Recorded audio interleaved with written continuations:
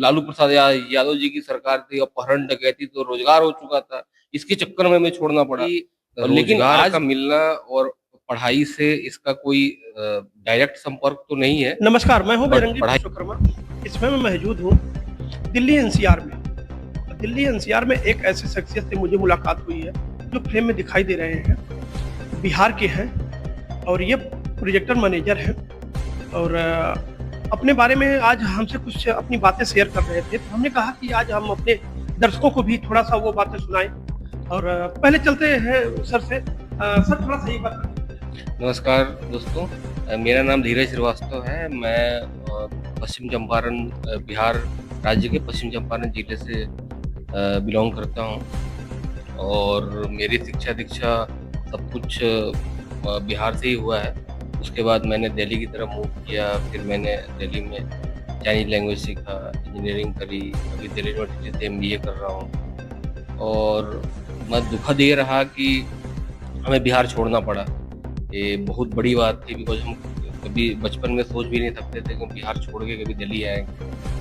But वही मजबूरी रही, रोजी रोटी की तलाश में आना पड़ा। सर जैसा कि आप एक प्रोजेक्ट मैनेजर हैं और अपने पद पे भी विराजमान हैं, लेकिन बिहार में ऐसे भी तमाम युवा हैं जो पढ़ लिख कर भी बेरोजगार हैं, उनके बारे में देखिए, सबसे बड़ी बात यह है कि रोजगार का मिलना और पढ़ाई से इसका कोई डायरेक्ट संपर्क तो नहीं है।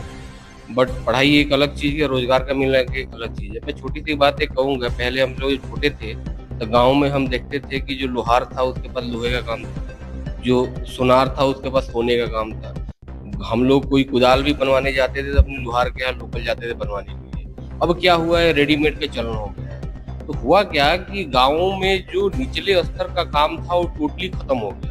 हमारे घरों में जब चप्पल हुआ करता था, टूट जाता था, देता था, उसको हम यूज करते थे और तो प्रचलन खत्म हो गई। चप्पल सब रेडीमेड आने लगे बाहर से। तो हुआ यूं कि सोनार का भी काम खत्म हो गया, लोहार का भी काम खत्म हो गया। और तो जो आप देखेंगे, और कृषि में जो चीजें थी, अब धीरे धीरे महंगाई बढ़ती गई। जो कृषि में उतनी उपज थी, छोटे छोटे खेत थे हमारे बिहार में, तो उस वहां पे कृषि कार्य करना संभव नहीं था, इसलिए लोगों को आगे निकलना पड़ा। अब पंजाब से हम अगर कंपेयर करेंगे तो पंजाब में बड़े खेत हैं, उनके पास कंबाइन मशीनें हैं, वो बड़े लेवल पे खेती करते हैं। हम छोटे छोटे किसान उस चीज को बीट नहीं कर पाते जो बड़े किसान हैं। रही बात है कि आप अपनी जिंदगी संवार लिए देखा जाए, लेकिन अभी मतलब बिहार में ऐसे युवा है, उनकी मतलब जिंदगी संवारने के लिए आपने क्या प्रयास किया? देखिए, मैं तो प्रयास यही करता हूँ कि जितना भी रिमोटली पॉसिबल है, मतलब उनको फोन पे या फिर ऑनलाइन के माध्यम से, जूम के माध्यम से उनको ग्रूमिंग किया जा सके, अच्छे रास्ते दिखाए। हम बिहार आए थे दिल्ली, तो मेरे घर में तो कोई ज्यादा पढ़ा लिखा था नहीं, नॉर्मल लोग ग्रेजुएशन किए थे। हमने अपना रास्ता खुद चुना, आगे बढ़ते गए। वो कारवां जो बोलते हैं ना, कारवां चलता गया और रास्ता मिलता गया, वैसे ही हुआ। तो मैं ये कहूँगा कि आप जो भी पढ़ाई कीजिए उसको ढंग से पढ़ाई कीजिए। और ऐसा नहीं है, बिहार में भी अभी अपॉर्चुनिटी ज्यादा है। जब उस समय जब हम लोगों का जन्म हुआ तो लालू प्रसाद यादव जी की सरकार थी, अपहरण डकैती तो रोजगार हो चुका था। इसके चक्कर में हमें छोड़ना पड़ा। और लेकिन आज के टाइम पे मैं देख रहा हूँ कि आप अगर गुजरात की बात करें तो कि आपने किसी गुजराती या किसी राजस्थानी को नहीं देखा होगा कि वो गुजरात या राजस्थान छोड़ के किसी और राज्य में जाके काम कर रहा है। लेकिन आज के टाइम पे अगर बिहार जाएंगे तो वहाँ पे आपको गुजराती ठेकेदार मिल जाएगा, राजस्थानी ठेकेदार मिल जाएगा। क्यों? क्योंकि डेवलपमेंट का स्कोप अभी बिहार में ही है। तो मैं ये चाहूंगा कि जो आज के युवा है वो नौकरी के बजाय जो है स्व रोजगार पे ध्यान दे, कोई ऐसी आइडिया लेके आए। क्योंकि आजकल क्या, गवर्नमेंट की पॉलिसी भी बहुत आ गई है। आपके पास अगर आइडिया अच्छा है तो आपको लोन भी मिल जाती है, फंडिंग भी मिल जाती है, आप काम भी कर सकते हो। लेकिन अगर युवा रील में लगे रहेंगे, डिजिटल मीडिया में लगे रहेंगे, AI में लगे रहेंगे सिर्फ, तो उनका दिमाग का विकसित नहीं हो पाएगा, तो कहाँ से कुछ कर पाएंगे। जो बिहार के युवा साथी हैं और जो पढ़ लिख कर दर दर भटक रहे हैं, नौकरी के लिए इधर उधर जा रहे हैं, और उसके बाद बता रहा हूँ उनको लोग थोड़ा सा हे दृष्टि देखते हैं, मतलब गलत नजरिए से लोग देखते हैं। लेकिन वही वह युवा कहता है कि एक बिहारी सब पर भारी। क्या कहते हैं जी, ये बात बिल्कुल सही है, एक बिहारी सब पे भारी। बट देखिए, होता क्या है कि बिहार ही और यूपी वाला ऐसी एक कम्युनिटी है ना, जो अपना कोई भी एक संगठन बना के नहीं रहता है। अगर आप देखेंगे किसी अन्य प्रांत में आप जाएंगे तो बंगाली बंगाली को सपोर्ट करेगा, गुजराती गुजराती को सपोर्ट करेगा, लेकिन कभी आपने नहीं सुना होगा कि बिहारी बिहारी को सपोर्ट कर रहा है, यूपी यूपी वाला को सपोर्ट कर रहा है। हम में ऐसी कोई भावना नहीं होती है। हम उसी बंदे को हायर करते हैं या लेते हैं अपने प्रोजेक्ट पे काम करने के लिए जो वाकई डिजर्व करता हो। तो जो बोलते हैं ना कि राजा का बेटा राजा नहीं बनेगा, कोई जरूरी थोड़ा राजा का बेटा राजा बने। जो आदमी कैपेबल होगा, जो सक्षम होगा, वही बनेगा। तो सबसे जरूरी है कि आप अपनी क्षमताओं को बढ़ाइए। आज भी मुझे 2-4 बंदों की यहाँ पे जरूरत है, लेकिन मैंने कम से कम 10 राउंड इंटरव्यू ले लिया होगा, लेकिन आज तक उस योग्यता का लोग नहीं मिले मुझे। क्यों नहीं मिले? क्योंकि लोग पढ़ना नहीं चाहते, आगे नहीं। अब बताइए, मेरी उम्र जो है लगभग 38 साल होगी आज के टाइम पे, और आज भी मैं ऑनलाइन डिस्टेंस MBA करता हूँ। मैं संडे को जाकर पढ़ाई करता हूँ, दिन भर ऑफलाइन क्लासेस चलती है।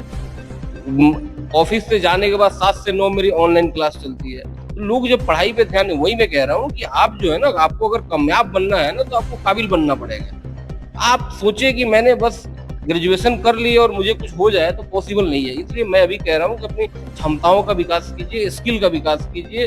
रोजगार तो झक मर जाएगा आपको। अभी बीच में सर थोड़ा सा आप एक बयान दे रहे थे राजनीति, मैं आपसे चाहूंगा थोड़ा सा राजनीति पे भी थोड़ा सा बातें हो जाए, क्योंकि आपने छेड़ा है तो उसको मैं पूरा करूंगा सर। अच्छा, थोड़ा सा मुझे ये बताएं कि बिहार में सबसे अच्छा मतलब किसका शासन लगा अभी तक, आपको क्या लगता है? देखिए, जहां तक आप शासन की बात करेंगे तो मुझे ऐसा, देखिए बचपन तो आपको बताया मैंने, हमारा जो गांव था उससे 6 किलोमीटर दूर पे मेरे पिताजी एक प्रिंटिंग प्रेस शुरू किए थे। 6 किलोमीटर दूर था, लेकिन हमें गांव छोड़कर मुझे उस शहर में जाके किराए पे रहना पड़ा। इसलिए रहना पड़ा कि 5 बजे शाम को अगर हम घर वापसी जा रहे हैं तो कोई इस बात की उम्मीद नहीं है कि मैं सही सलामत पहुंच पाऊंगा।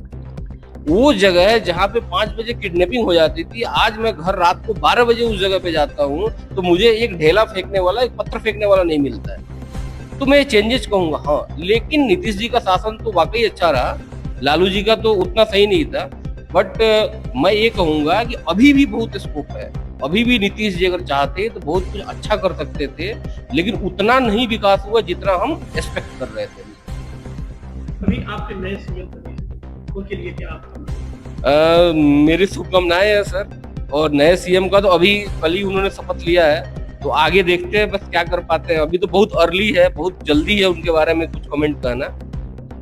बाकी फिर भी वो राजनीति में थे, लेकिन कुछ तो आपने सुना होगा। देखिए, मैंने ये चीज सुना था उनके बारे में, पता नहीं कितना सही है। एक तो उनकी डिग्री के ऊपर विवाद है, दूसरी चीज क्या है, उनके ऊपर बहुत सारे लांछन लगे हैं कि उनके ऊपर कई सारे मर्डर केस, ऐसा बोला जाता है। पता नहीं वो FIR है भी कि नहीं, मैं उतना, क्योंकि मैं राजनीतिक बंदा हूँ नहीं तो मुझे पता नहीं है। दूसरी चीज, उनके पिताजी की जो पृष्ठभूमि रही है वो RJD से रहा है। ये खुद RJD में थे, फिर JDU में आए, फिर BJP में आए।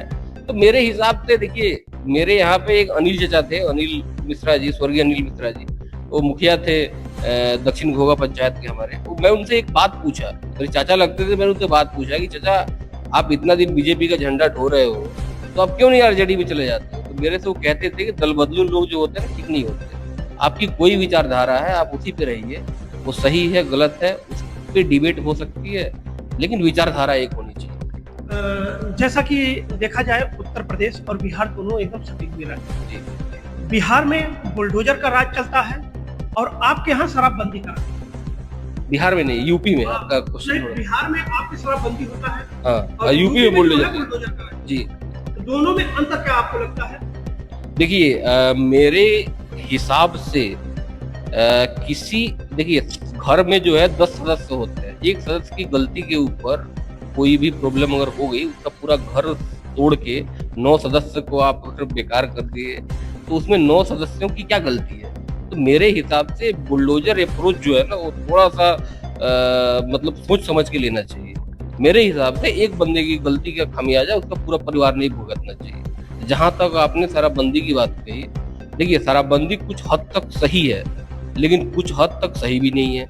जैसे आपने अगर शराबबंदी की बात करें तो गुजरात में पूर्ण शराबबंदी नहीं है, लेकिन बिहार में शराबबंदी है, पूर्ण शराबबंदी है। अंतर क्या है? गुजरात में डिफेंस वाले पी सकते हैं, कोई बाहर का बंदा गया वो पी सकता है, कोई फॉरेनर आ रहा है वो पी सकता है। बिहार में शायद किसी को अलाउड नहीं है, जैसी मेरी अंडरस्टैंडिंग है। लेकिन देखिए, वो भी एक सही नहीं है। उससे क्या हो रहा है कि जो आपके माफिया है शराब माफिया, उनकी एंट्री हो रही है। देखिए मिल तो सब जगह रहा है सब कुछ, ऐसा नहीं है, बट उसके लिए आपको कॉस्ट एक पे करना पड़ता। तो मेरे हिसाब से पूर्ण शराबबंदी नहीं होनी चाहिए। एक आप लिमिट कर दो कि इतने से ज्यादा नहीं होगा, ताकि जो नीतीश जी का पहला भाषण था कि उसमें गृह क्लेश की वजह से मैं ये खत्म कर रहा हूँ, बट गृह क्लेश तो आज भी है, वो कहाँ खत्म हो पाया। चलते चलते लास्ट सवाल रहा कि आप बिहार से और अभी तक बिहार के लोगों के लिए कितना रोजगार आप दे पाए? अब देखिए, मैं पहले ही आपको कहा कि मैं कोई बिहार स्पेसिफिक रोजगार की उसमें नहीं हूँ। मैं ये कहता हूँ कि भाई जिसको जितनी क्षमता हो, चाहे बिहार से हो, यूपी से हो, बंगाल से हो, चाहे किसी प्रांत का हो, हाँ वो पाकिस्तानी ना हो, अनटिल उसको मैं रोजगार देता हूँ। उसके पास क्षमता होनी चाहिए। बिहार के लोग भी आए, यूपी के लोग भी आए, क्षमता लेके आए, बिल्कुल रोजगार देता हूँ। बहुत बहुत धन्यवाद। ये थे हमारे साथ सर जो प्रोजेक्ट मैनेजर हैं, और आज मैं इनकी ऑफिस में आया था और उनसे रूबरू हुआ हूँ और आप लोगों को भी रूबरू कराया हूँ। और इन्होंने मतलब छोटी सी मतलब लाइनों में बड़ी बातें कही हैं, क्योंकि सीएम नहीं है और न ही कोई राजनीतिक व्यक्ति है, लेकिन तब भी राजनीति के बारे में और विकास के बारे में जो होता है वो सब बातें आप लोगों के सामने रखी है। आप लोग इनकी बातों से कितना सहमत है, क्या अपनी प्रतिक्रिया देना चाहते हैं, कमेंट बॉक्स में जरूर बताइएगा। फिर नेक्स्ट टाइम मिलते हैं और इनसे एक बार फिर सवाल करने का प्रयास करेंगे। तब तक के लिए धन्यवाद।